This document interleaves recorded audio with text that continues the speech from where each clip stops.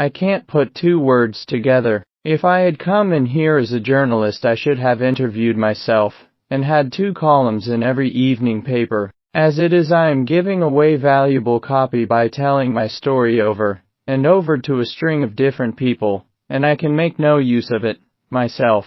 However, I've heard your name, Mr. Sherlock Holmes, and if you'll only explain this queer business, I shall be paid for my trouble in telling you the story." Holmes sat down and listened. "It all seems to center round that bust of Napoleon which I bought for this very room about 4 months ago. I picked it up cheap from Harding Brothers, 2 doors from the High Street station. A great deal of my journalistic work is done at night, and I often write until the early morning. So it was today. I was sitting in my den, which is at the back of the top of the house, about 3 o'clock, when I was convinced that I heard some sounds downstairs. I listened, but they were not repeated, and I concluded that they came from outside. Then suddenly, about 5 minutes later, there came a most horrible yell, the most dreadful sound, Mr. Holmes, that ever I heard. It will ring in my ears as long as I live." I sat frozen with horror for a minute or two.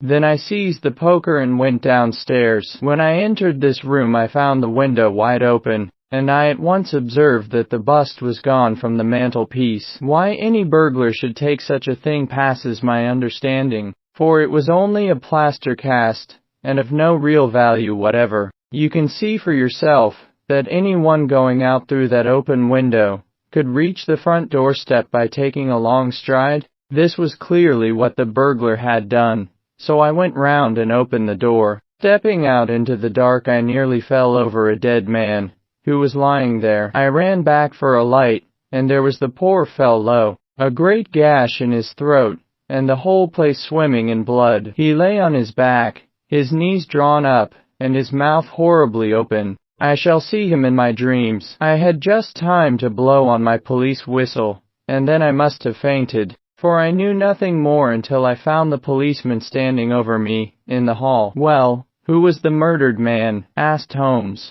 "There's nothing to show who he was," said Lestrade. "You shall see the body at the mortuary, but we have made nothing of it up to now. He is a tall man, sunburned, very powerful, not more than 30. He is poorly dressed, and yet does not appear to be a laborer. A horn-handled clasp knife